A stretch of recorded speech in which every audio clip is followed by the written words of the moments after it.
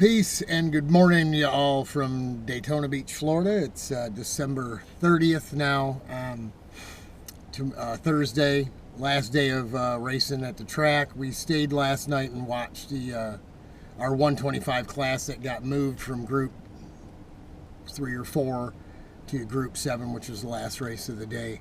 Boy, how things had changed by then, because there was two big wrecks, two red flags in the same race group. 30-minute race ended up taking an hour. They ran a little long last night till about 5:15 instead of being done at 4:45. Talked to guys this morning here in the office that were running that last race and were out being towed in from places they couldn't continually pick up from, primarily out on the oval. And by the time they got towed in, they had just enough time to stuff their carts and their trailers, and they were literally dragging them out of the speedway. So they don't give you enough time in the evening. Kicking you out at 6 o'clock is just too early. So today we're vacationing. Me and Sherry and Rich are going to go hit the gift shop across the street and get us some Daytona branded apparel. Rich wants a shirt. I want a sweatshirt. Then it's down to the beach. We'll park. Pay and park, and not beach per se, sand, but A1A anyway. And there's a million of what we call surf shops or swim shops or whatever that sell Daytona Beach t-shirts and gadgets and gizmos and gimmicks and stuff. And we can go down there and buy knickknacks for everybody. When Michelle and Joe, the sister-in-law and almost brother-in-law, engagement-in-law, I should say, right? And their kids, Brooklyn and Braden, every time they go on vacation, they come back and the kids give me a coffee cup, and they give Sherry a keychain or something, So we like to get everybody a little something from the trip you've been on. But vacationing today, after we're done shopping for beach wear or whatever you want to call it, Daytona Beach gear, back to the hotel to drop Sherry off, and then me and Rich will go over to the track, hopefully in time to see the unlimited race, watch our buddy Todd Lorang run. We helped him and got his front brakes straightened out yesterday morning. Tried to get him out in practice. His clutch adjustment was out of whack. He did end up leaving the pits, but he needed a ride back in. They did get it squared away, and then his throttle linkage was messed up. He's got one of the motors started for the race. They went to start the other engine, and while burping this one wouldn't start. He went to operate the carburetor by hand, and it popped the throttle cable off the dual pulling linkage down by his knee on the other side. He never got off the line, never got to race. So he's got that all fixed up. He thinks everything's ready to go. So a lot of work went into that, a lot of effort went into, he was behind the 8 ball, just like the rest of us, not completely prepared, right? I mean, rushing to get done. So, and we're going to go back and help him. You saw the video that we shot already yesterday with Wild Bill. We helped Billy get his right and left front brakes braking at the same time, where he was having one lock up and the other one wasn't working yet. His driver was not happy with the car, so we got that straightened out. I guess his brakes are functioning now. So that runs in the same race group as Todd's B Stock Unlimited. Actually, in the same race, they both run in the Unlimited class. So after that, we get we'll have the trailer hooked up. We'll get out of there well before 6 o'clock. Probably that race is 1:30 to 2 o'clock. So we should be theoretically. There's that word again. Should be back over here straight across the street no later than 2:30, 3 o'clock at the latest, saying goodbye to everybody over there. And that gives us plenty of time, cool down time, get the trailer squared away, because there's stuff that gets loaded in there to come home, luggage and what have you. We're not going to be out of here 6 o'clock in the morning, tomorrow leaving to go home. But sometime in the a.m., probably before 9 a.m., and we'll drive 12 hours like we did on the way down and stop. That'll put us between Knoxville, Tennessee, and the border of Tennessee and Kentucky.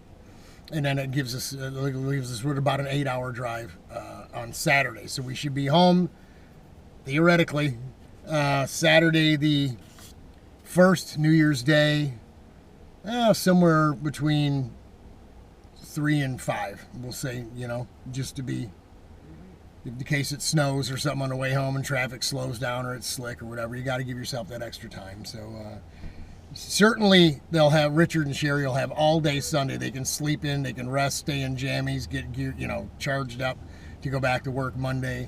Whereas I'm going to be wanting Sunday to get either the go-kart out of the trailer and on a stand so I can stuff it in the truck by myself and take it to the storage unit, or we need to get it out, get the trailer parked back at Richard's, get the cart out. It's got antifreeze in it already, good to 43 below, so we're good to go. We can get it in Richard's garage, and then we can just take our time getting it to the storage unit as long as it's out of my garage, because we're going to hit the Yamadog hard until it's done. Then we'll go over to the storage unit and bring the super cart or the other 125 back, or both, and start cut, grind, and welding and working on those projects too. I got a lot of email last night or text messaging about why we didn't run the go-kart all the time and money and effort and the videos and all this blah blah blah blah blah blah blah, and we didn't race the go-kart. Why didn't we keep trying? Why didn't we do this? Why didn't we do that? Listen, if you know my luck, which most of you don't really know, that my historic luck is and forgive me, Lord, if shit's going to happen, it's going to happen to us. We spent a lot of money. You saw we spent a lot of time. You didn't see the bills. You didn't see the money we spent on the motor and on all the things it took to get all this stuff set up to go. Not turning laps in October absolutely killed us. It put us in the trailer early. That's the culprit. Not being, because we'd have found out that, at Grattan, if it wasn't going to turn right or left and bog right down to 0 speed and not run, then we'd have known it then, and we'd have either made an adjustment to the spring on the fulcrum arm or the fulcrum arm height. We'd have done something to try to work it out. Or we'd have probably more than likely just gone to back to a float bowl carburetor, but one, the size of a 39 to 42, and hopefully got it right off the get-go down here. Would it have changed a lot of things? Not really. We'd have run the guts out of the motor. We'd have burned up a bunch of expensive fuel.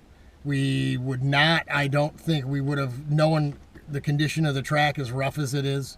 And I haven't seen the videos, the onboard videos yet, so I'm hoping they really show the roughness of the track, because I did not want to put a helmet back on and go back out there to practice or race on race day. It was that bad. I was that let down, not uncomfortable safety-wise, uncomfortable with the roughness of the track, giving me a banging headache. The bumps were violent in the infield, in a straight line yet.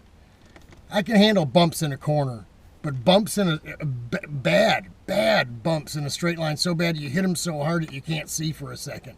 That's hard to deal with, man. It's really, lap after lap after lap. All day yesterday afternoon, I still had a slight nagging back of my head headache all day. Today I feel good, so... I wasn't really motivated, and this just thinking about my luck and having to send a cylinder out to be stripped and plated, shipped there, stripped, plated, shipped to California back to SwedeTech for the ports to be cleaned up and dressed again, then shipped back to me.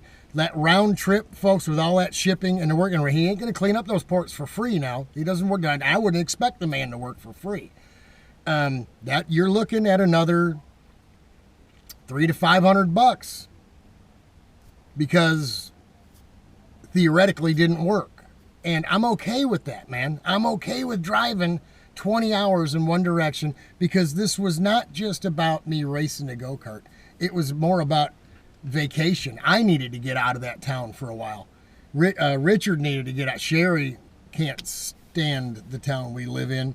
And I'm telling you, folks, being a Christian, a God-fearing, God-believing, Bible-reading, believing person in this world today, although there isn't a hell of a lot of oppression in Roseville, even the low-income folks are pretty well taken care of by the government, and we're not suffering financially or even we're not being persecuted for what we believe.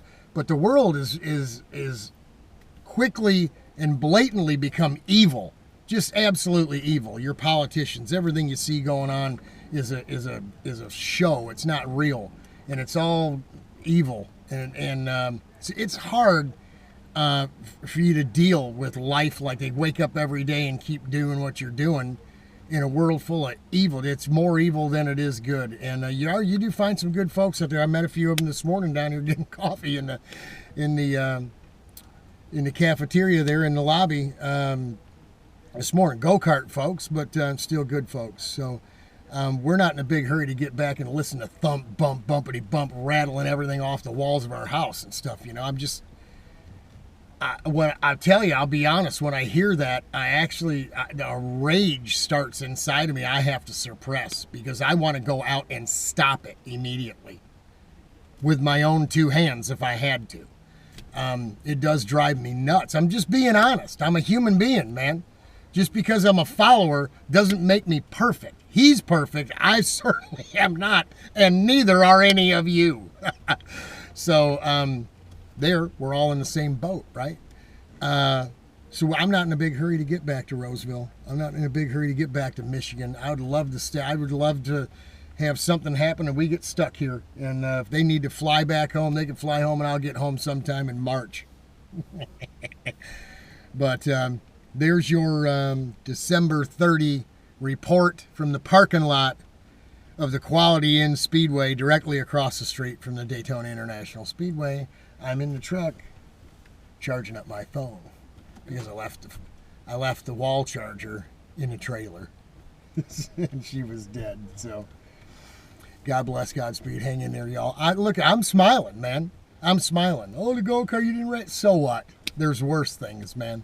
There's worse things. There's folks out there starving. There's folks out there that don't have a habitat, a home. They don't have any clothes. They ain't got no food, man. I mean, I'm not going to cry about not getting to run my go-kart, especially on a track that I think was a cob. It was so rough. Even the oval, like I said, at speed, made me think that I had done something wrong with my cart. My cart was out of balance. But, people ask me, where's your suit, Robert? Why aren't you racing today? And I tell them, well, it wasn't right. I don't want to take any chance of hurting it. And they were like, nah. Some of them were like, yeah, I get that. And other ones were like, you're a sissy, But then when I tell them, and the track is rough as a cob, a lot of them, I would say 75% to 80% of them would say, man, can you believe even the back straightaway, boy, is like a washboard, isn't it? And I thought, cool, man, it's not me. It wasn't that I didn't do a good enough job balancing my wheels and tires, because that's what it felt like. It just felt like your wheels and tires were out of balance all the way around the oval. And that starts you thinking about something rattling loose and something getting squirrely and you being a greasy spot out there. And we don't need none of that. So that's it for the 30th. Hang in there. We are praying for you. Thanks, Todd, and everybody in Spring Hill, I think, Tennessee. Correct me if I'm wrong. Praying for us down there. We appreciate you. We feel it. And your prayers are getting through. They're getting heard because we're feeling it. So hang in there. Little smiley face Christmas guy says, hang in there, y'all. It'll get better. We love you. We're praying for you.